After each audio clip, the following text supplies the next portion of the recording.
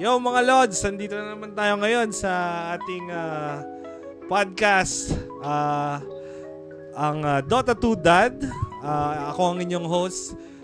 Nakiki-podcast studio muna ako sa tropa natin. Nandito tayo ngayon sa isa na namang episode na kapupulutan ng aral, na kapupulutan ng mga wisdom, hindi lang sa mga Dota dads, gamer dads, kundi sa mga single or may mga jowa din na ano tawag dito? Mga lalaki.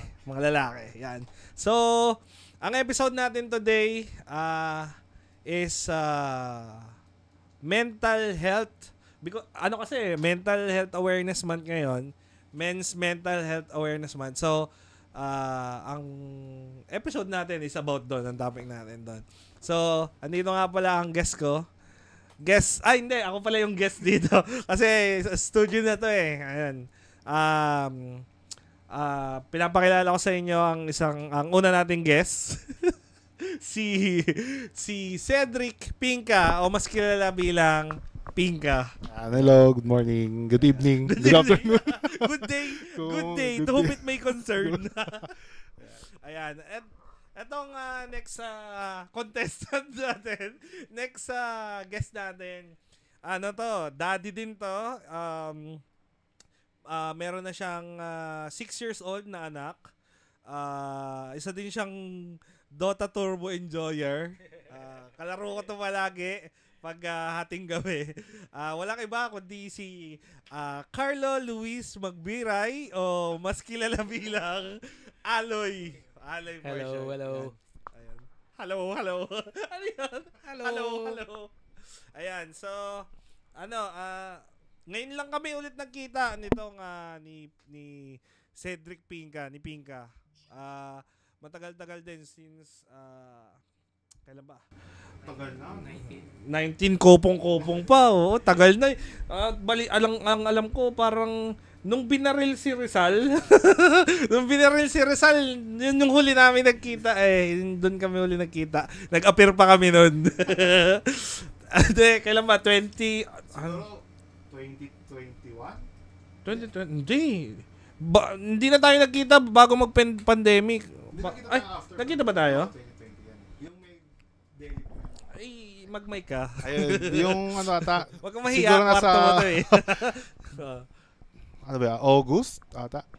Saan tayo nakita nun? Sa inyo, sa may Ayaw nga pala nung may uso pa mga bike. Nung may tindahan pa kami. Yun, nung kasagsagan ng pandemya. Tapos kami ni Kuya Aloy, nagkita kami nito lang nung kailan ba? Last week ata yun. Sa Mamplaza. Sa Mamplaza. No. So ayun nga, ang topic natin is medyo serious muna. Serious? Hindi, may makukuha kayong seriousness naman. Pero yun nga, ang topic natin is about men's mental health. Syempre hindi lingid sa kaalaman ng lahat na meron tayong kanya-kanyang mga mental health issues. Syempre may mga pinagdadaanan, stress, anxiety.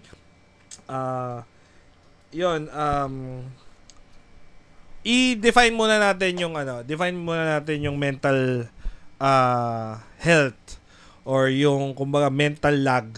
So sa Dota, 'di ba, kunyari pag meron kang mental lag, parang yung naglalaro ka pero parang wala ka sa sarili mo, 'di ba? Ano bang lag 'yun? LOG? Hindi. O LAG? Ano 'yun? Yung LAG. Hindi yung puno. Log yun. Log yun, troso yun eh. Troso yun.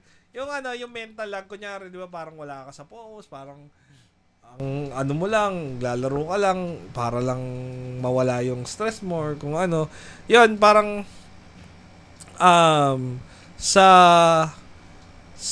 kung i-compare nga sa Dota and yung sa tunay na buhay, parang wala ka sa sarili mo. Ginagawa mo yung isang bagay pero wala ka wala ka sa ulirat. Naglalaro ka lang pero iba inisip mo. Oo, yun. Yung parang Naglalaro, autopilot, parang autopilot. So, yun nga, bilang, mayroon akong tanong sa inyo, bilang lalaki at gamer, paano nyo naranasan na, or kung may naranasan nyo na ba, na magkaroon ng mental lag sa totoong buhay?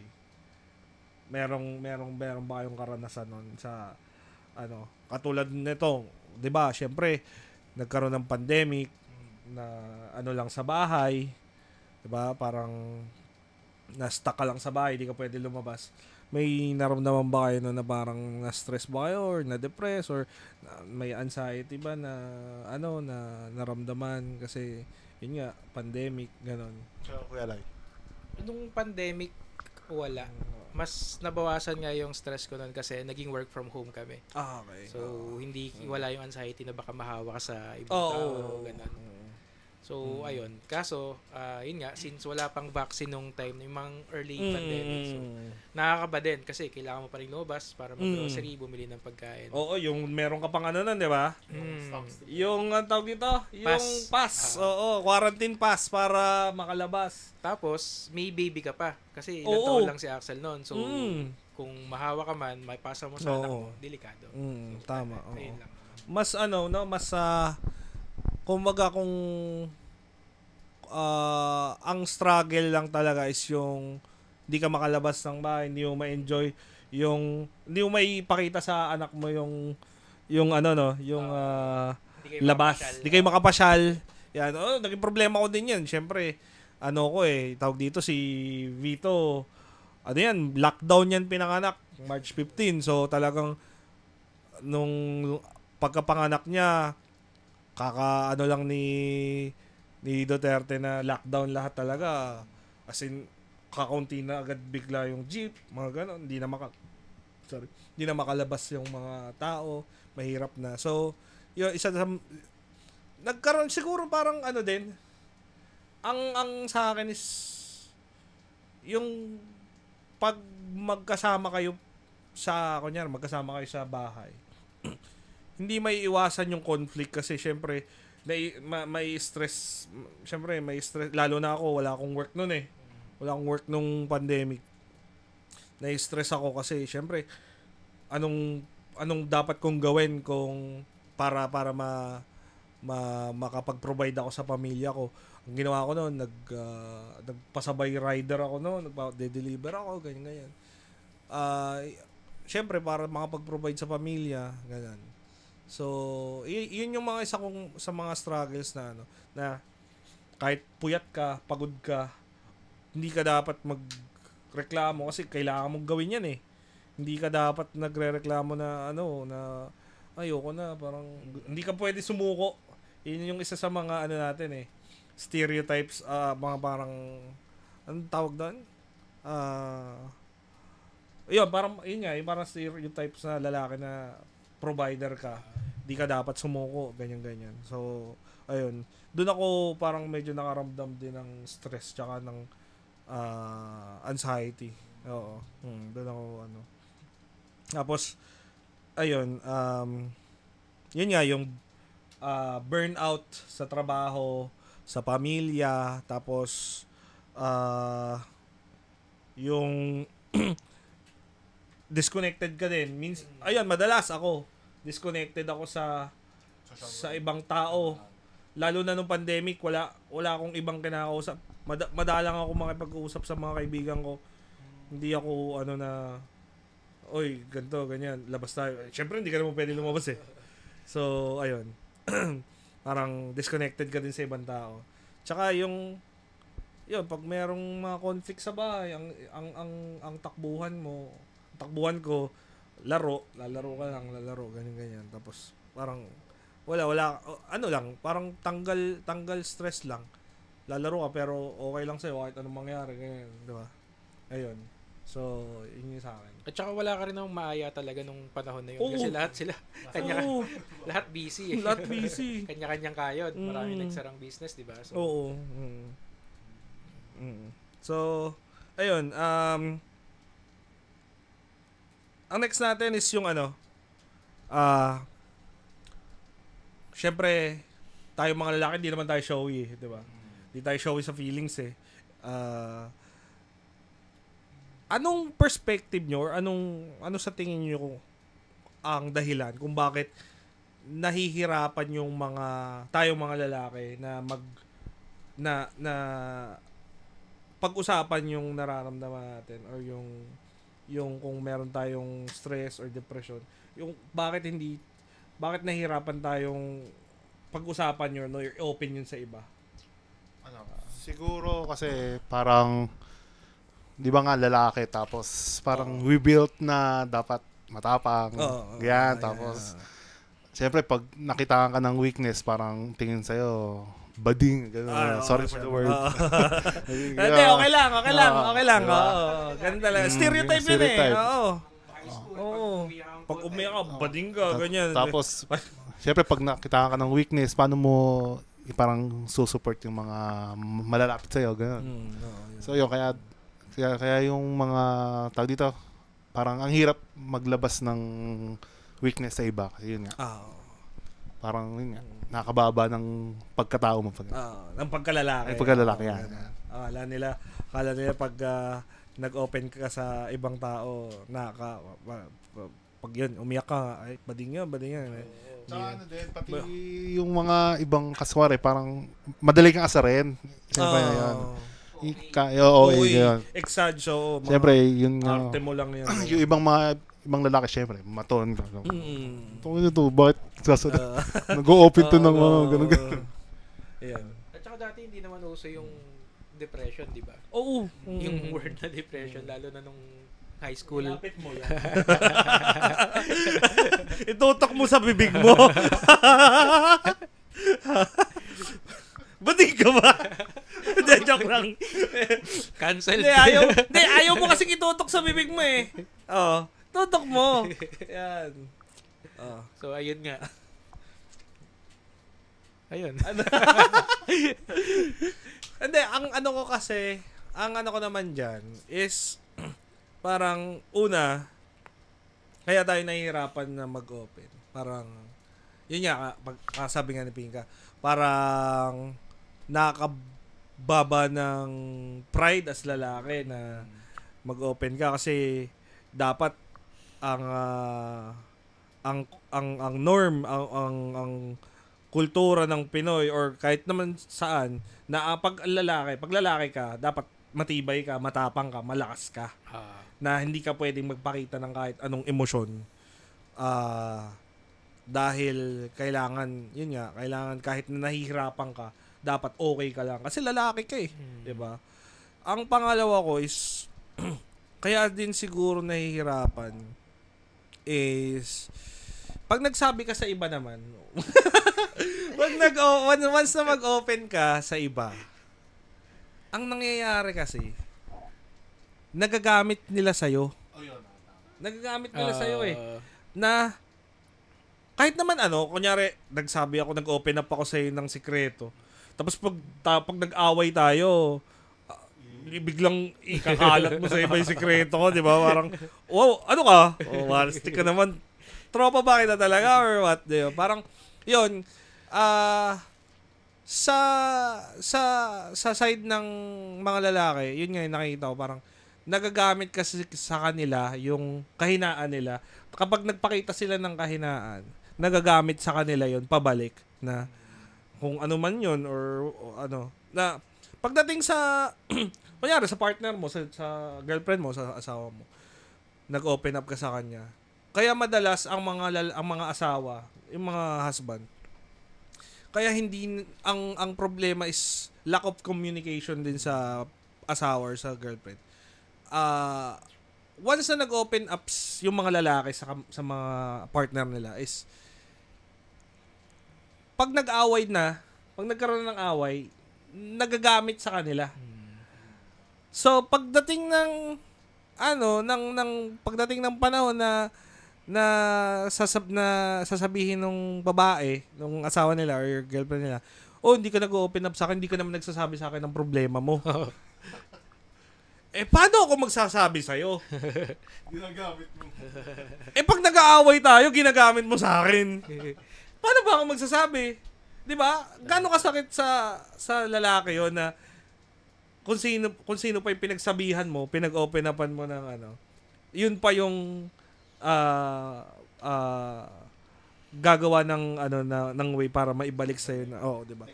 Oo, na-take advantage. Kaya yun yung isa hindi ko nilalahat, pero yun yung isa sa yung opinion ko, yun yung isa sa mga bagay na kaya nahihirapan yung mga lalaki na mag-open up sa iba. Kahit sa kaibigan, kahit sa Kasi once na yun nga, nagsabi, diba, magagamit sa iba. Ayan. Ikaw ba, halimbawa, nag-aaway kayo, paano mo napapawala yung sama ng loob mo? Anong ginagawa mo usually? Madalas ako naglululo ako.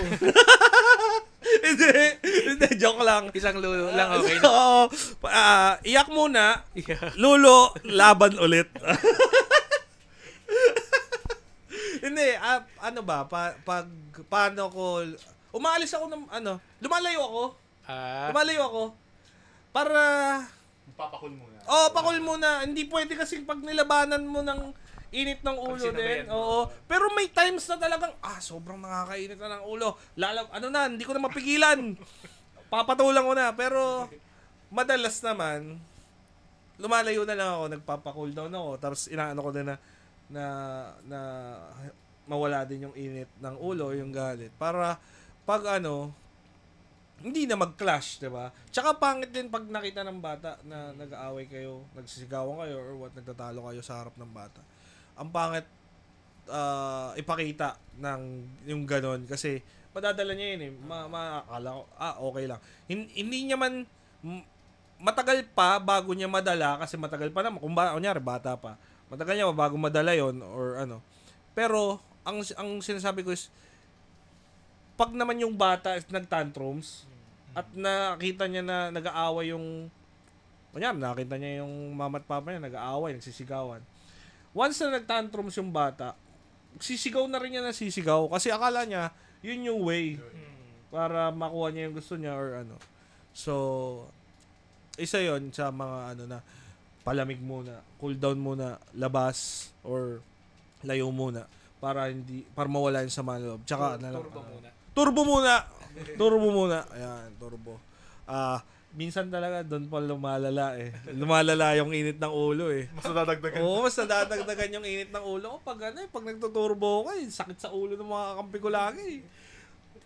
Kung hindi lang ako nagkukumpleto ng 100 hours ko para sa rank, naggawa ko ng naggawa ko ng account na Nagdota ka, pampawala ng stress. Lalo ka na stress. So, yan. Paano nyo hinahandle yung pag meron ka, kunyari may pinagdadaanan kayo, paano nyo hinahandle yung pinagdadaanan nyo pag kunyari parang kapag may pinagdadaanan kayo pero dapat feeling mo kailangan matatag ka yung okay lang ba parang iniipon nyo na lang ba? Sa akin kasi parang pag may problema tapos kasi sa akin kasi ang mindset ko parang lahat naman ng problema may solusyon so naman so imbis na parang ma-depress ako or parang malungkot sa isang tabi, parang hinahanap ko agad yung solusyon. Yan yung ginagawa ko lang. Instead na magmukmuk mukmuk ka. Kaysa patagalin mo pa, Saka ang dami namang pwedeng meron namang internet, search. Lulo na lang. Lulo. Isang lulo lang. Cornhub. Cornhub. Gandahan mo na.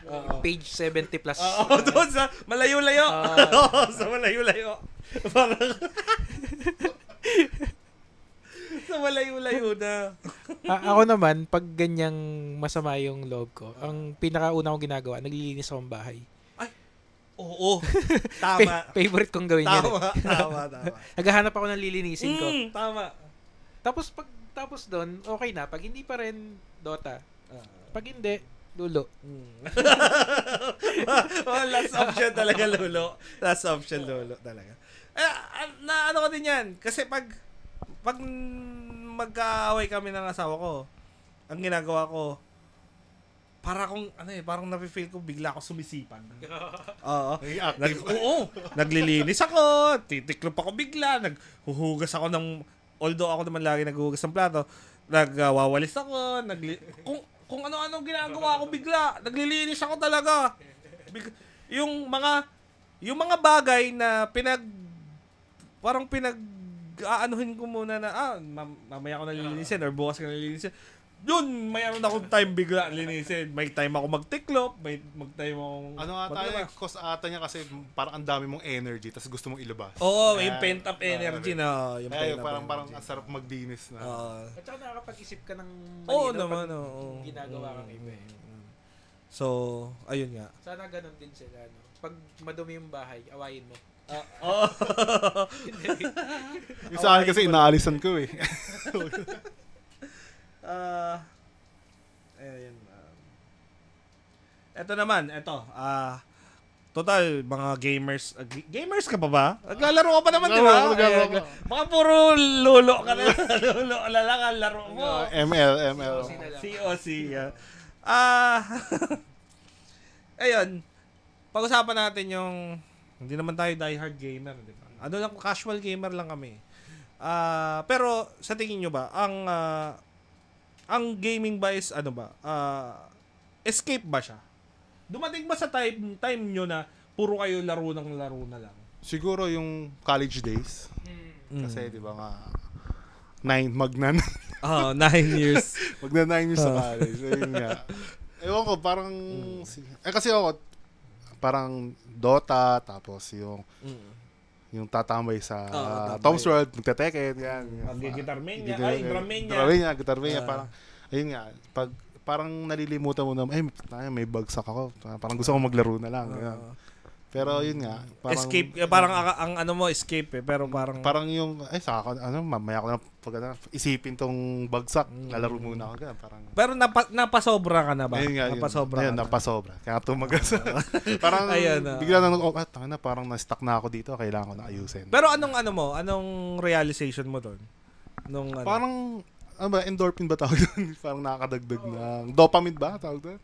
Hindi ko alam. Basta yung bobo ko. Tumataas yung parang basta may lalo na pag nananalo ka, parang nababaliwala na yung bagsak ako, pero panalo. Kaso ang problema nun, pag naubos na, doon mo na mararamdaman yung bigat ng lahat ng naipon na problema. Yun lang yung bad effect nung sa laro nga. Pero nakakatulong din kasi yung laro talaga eh. Lalo na pag pinagdadaanan ka sa school na talaga, yun nga, yung bagsak-bagsak. Tapos yayayain ka ng tropa mo. Okay lang yan. 1 game muna tayo. Hanggang sa 7 games 7 games na. Lose streak na. Iba din yung laro dati na kasi LAN party. Unlike ngayon na online. Parang hindi naramdam yung... Yun lang ata yung goods nung kasi nga tropa mo kasama mo yun ang ako nitong nag-work from home ako, 'di ba sobrang parang gabi-gabi naglalaro ako. 'Di ba parang wala akong work kung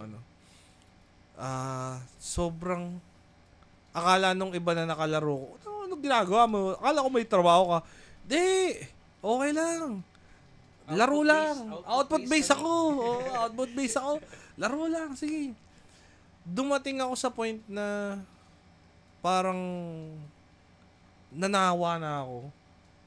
Hindi naman sobrang nanawa. Yung parang naglaylo ako ng yung work ko from 9 p.m. to 6 a.m. Dati naglalaro ako from 9 a.m. to 1. Yung halos kalahati ng madaling araw? Oo, halos kalahati ng shift ko, naglalaro ako araw-araw. Kasi output based naman, so wala namang yun nga, naabuso ko ng sobra. Napasobra ako talaga. Aminado naman ako doon.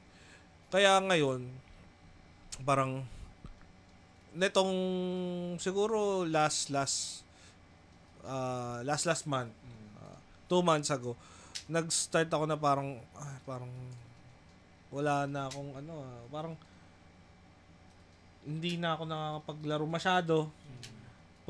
Nadagdagan ako na, yun nga, parang nagkaroon ako ng work pa, nagka-additional work ako, mas doon ako nakapag-focus, kaya nawalan din ako ng oras maglaro. Nakakasundot ako ng laro, pag break time lang, turbo lang, minsan hindi pa, minsan nonood lang ako Netflix o kaya idlip.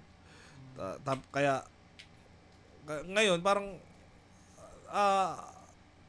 escape siya para sa akin, pero once na nasobrahan ka, ang laki ng epekto.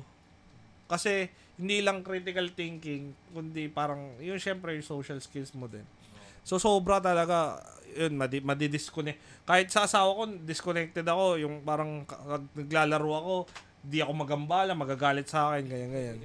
Talagang sobrang hassle. Talaga ng sobrang masama. Oo. Kaya, guys, lulo lang, wag sobra. Once a week lang. Once a week lang. Ang sabi nga pala, sabi, ayon sa mga eksperto,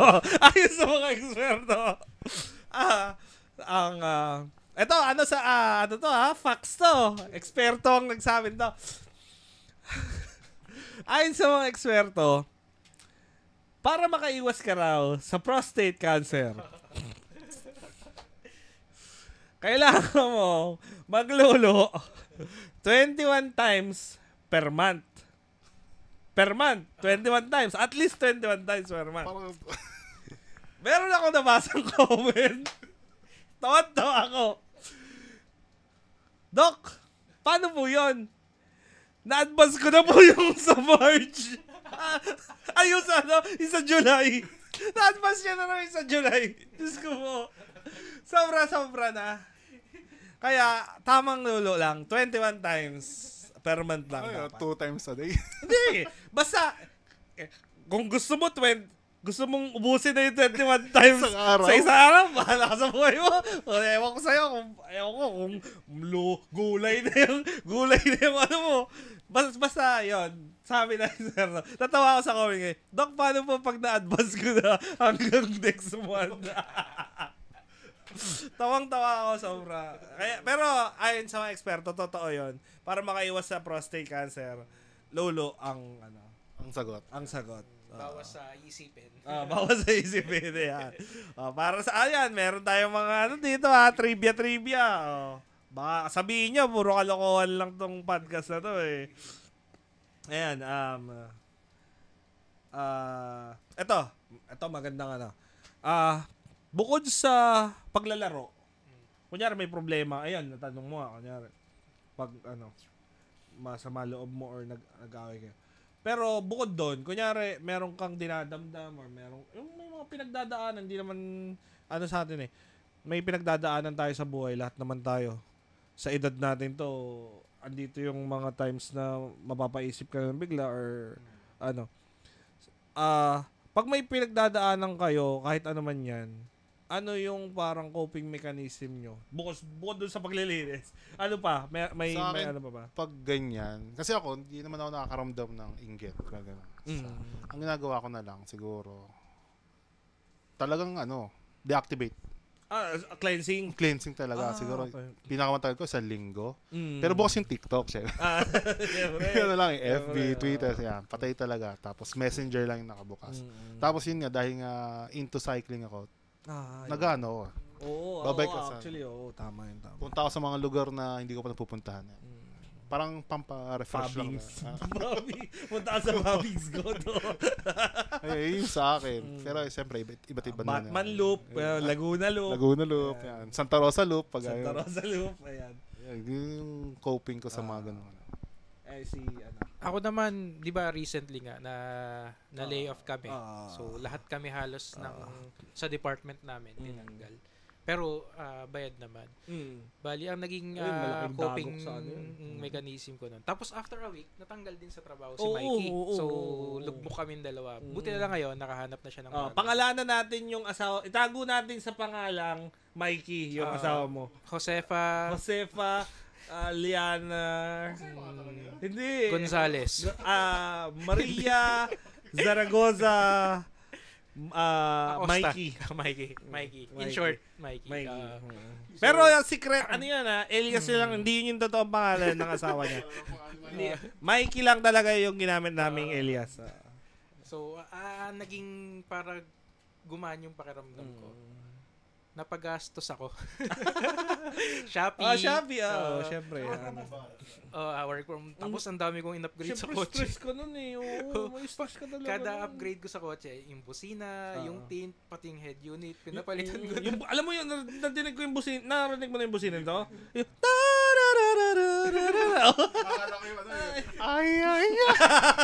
ano yun? Patras yun. Ayun, napagastos. Pero masarap sa pakiramdam. Oo naman, syempre. Titignan mo yung kotse mo. Well, ano ka pa naman parang meron ka pang siguro may sabihin nating deserve mo yung 1 month na or kahit 2 months na pahinga para lang doon. Pero syempre, kailangan as a provider, kailangan mo pa rin kailangan mo lang mag-start kahit pasundot-sundot na 10 years na ako nagtatrabaho. Kaya, deserve kong magpahinga ng oo naman, Diyos ko. kahit isang buwan, okay na yun. Sobrang na nun Cool. Actually, parang para sa akin, parang kulang pa isang buwan, diba? Mga 2 months, okay na 2 months. Yung mga boss nyo nga, diba? Kung mag-leave yan, 2 linggo, tuloy-tuloy. Wala kang masabi. Oo. Wala. Siyempre, wala talaga masasabi doon. Akit nga ng bundok yung boss ko. Good luck, boss! Ayun. Ang coping ko naman, siguro pag may pinagdadaanan ako, lumalabas kami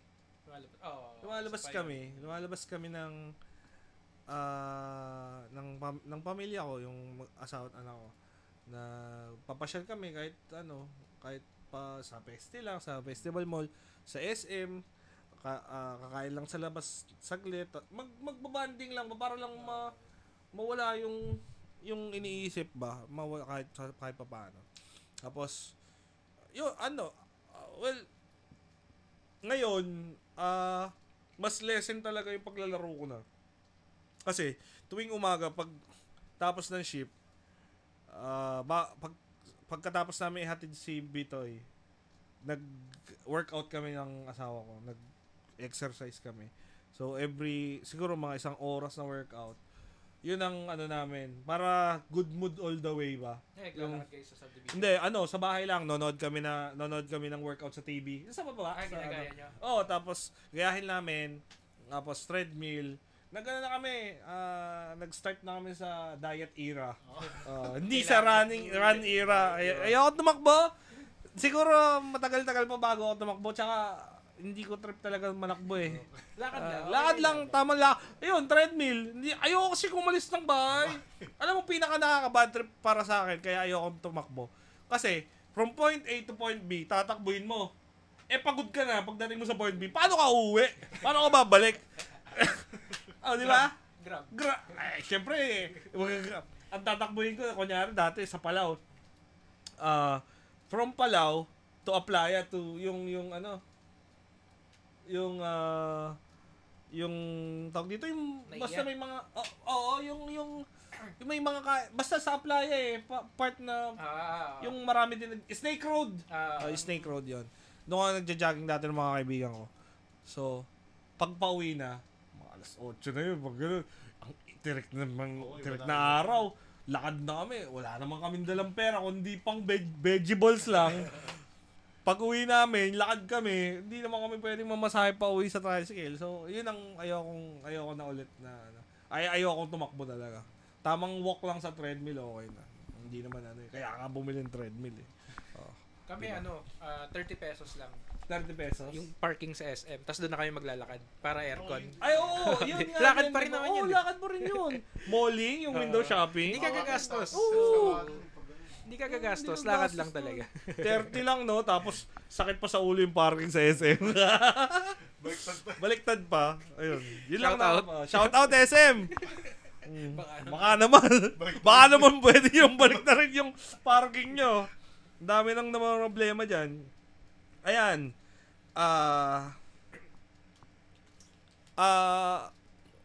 Isa pa pala yung yung sa coping mechanism is Ato mga ano naman to, mga tips ko na to. Or common tips siguro. Like pwede ka pa rin namang magsabi sa iba or syempre sa partner mo. Talagang titiisin mo lang talaga siguro or what. Pero most of the time naman hindi naman gagamitin sa iyo eh. Pero may mga instances nga kasi na pag nag-away na bring up. Pero wag pa rin kayong maano na magsabi. Kasi okay pa rin na or mas okay kung mag-consult kayo sa mga expert, sa mga Kaso mahal yun. Oo, medyo pricey. Parang ang alam ko ay 2.5 ata isang Per session? Oo, per session. 2.5 sa psycho, sa psychiatrist. Magkukwento ka sa kanila, yun. Pwede din counseling. Kung may problema kung ang problema nyo naman is about sa marriage, partner nyo, marriage counseling, alam ko may free naman sa City Hall. Alam ko may free yun eh. Free counseling. Sabihan ka lang. Ano lang yan? Kaartehan lang. Libre ba lang? Libre yun. Alam ko City Health Office yun eh. Bibigyan ka ng antidepressant. Tapos parang, inumin mo to. 7 days. 31 days. Inumin mo to 21 days. Pag di ka gumaling, balik ka. Bigyan ulit kita. Ayun. Kung talagang wala kayong option na magsabi sa iba, mag-counseling kayo, psychiatrist, or kausapin nyo din, pwede nyo kung good terms kayo ng parents nyo, okay kausapin yung parents. Kung open-minded sila about sa mental health, kayo ng hobby, mga leisure, mga pangtanggal stress din, yon, exercise, walking, tumugtog, kayo ng instrumento, ganyan, gitara, yan. Ayun, tapos may dadagdag din pala ako. Siguro, yun nga, kung wala kang makausap, or kasi minsan kasi parang, kung alam niyo yung Reddit, ay, oo. Mayroon kasing page doon na out of, ano bang, check ko lang. Anonymous ba yun? Pwede ka naka-anonymous, parang naka-off my chest ka, parang ilalabas mo lang yung ano mo. Ayun, journaling din. Yun, feeling ko counted yun as journaling kasi parang included doon, may sasagot din sa'yo, may reply sa'yo. Anonymous din, parang safe ka din. Safe ka, di ba? Pero kung talagang ayaw mo, sulat diary, sulat mo. Yun yung ano. Pero okay din yung Reddit. Kasi ang Reddit wholesome naman yan eh. Wholesome yan. Napaka ng mga tao diyan. Meron lang talagang mga siraolong. May mga troll lang talaga. Pero most of the time mga tao diyan mga wholesome pag ganyang usapin na. Wholesome yan. Sasarap din magbasa ng mga May sinalihan akong group sa Facebook, yung Dadbad, alam mo yun? Hindi, parang nakita ko na. Maganda yun, sali ka doon. Para sa mga tatay naman yun. Puro tatay lang yun nandun. Tapos nagsusuportahan talaga sila. So maganda yun, Dadbad. Halimbawa, may problema siya sa asawa niya, ganto, ayaw maglinis. Sample lang example yun. Hindi totoo yun.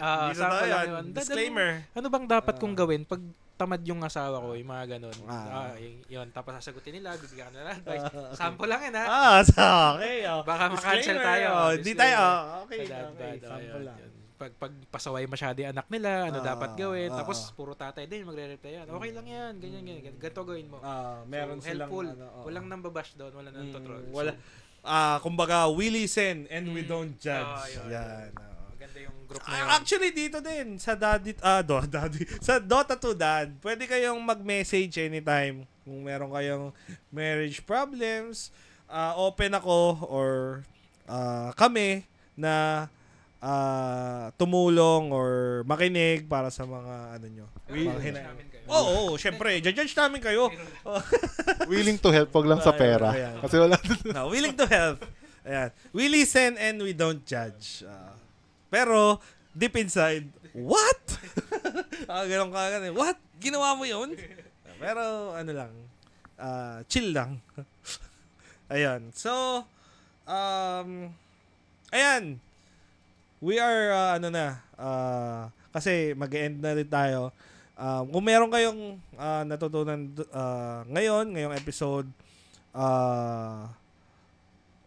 di meron. Ayun, kung meron kayong natutunan, comment down below. kung ano yung natutunan nyo. Isa-shoutout sa next shoutout natin yan. Kung meron kayong mga gustong ipabati, message nyo sa akin. Next episode, pwede nating batiin yan. Batiin Tapos, lang ng batiin. ang ano ko lang sa inyo is, di ba nga, kahit sa Dota naman, kahit ng mga tank, need pa rin yun ng healing. So, same goes for sa mga lalaki, sa mga tatay, sa mga single na lalaki, it's okay lang na mag-speak up, na open, hindi siya kainaan. Kumbaga, strength pa nga siya kung isipin mo. Kasi, meron kang lakas ng loob para mag-open up sa iba or kahit sa pamilya mo or sa ibang tao, sa mga eksperto. Yun nga, kung may mga natutunan kayo, send na lang kayo ng stars. Comment kayo or message lang din kayo if ever na meron pa kayong gustong may mga advice kayo, pwede nating ihabol sa comment section. Yun. Ngayon, ano to? Meron akong quotes Ayan. Ang sabi dito ni Bristleback. Bristleback 2025. Hindi ka mahina kung pagod ka. You're still in the game and there's always time for a comeback. Tagalog pa si Bristol. Ano yan? Pinoy yan. Katropa yan ni Sven Taga dun yun Taga dun yan. Sabihin niya. Diyan lang yun si Bristleback. Ayun. So, maraming salamat sa Real Talk. Maraming salamat sa ating guest for today's episode.